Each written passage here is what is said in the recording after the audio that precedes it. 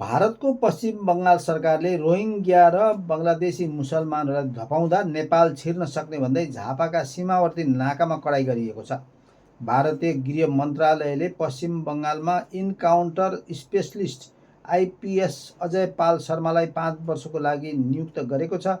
शर्माको नियुक्तिसँगै घुसपेट गरेर बङ्गालमा बसेका म्यानमारी, रोहिङ्ग्या र बङ्गलादेशी मुसलमानहरू पलायन हुन थालेको भारतीय सञ्चार माध्यमहरूले जनाएका छन्।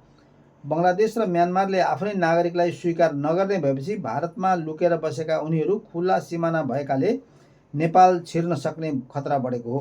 रोहिङ्ग्या र बङ्गलादेशी मुसलमानहरू नेपाल छिर्न सक्ने देखेर केही दिनदेखि पूर्वी नाकामा कडाई गर्न थालिएको जिल्ला प्रहरी कार्यालय झापाले जनाएको छ। भारतबाट भित्रिनेहरूलाई बिना परिचय पत्र आउन नदिएको जिल्ला प्रहरी कार्यालयका सूचना अधिकारी डिएसपी खगेन्द्र बहादुर खड्काले बताउनुभयो।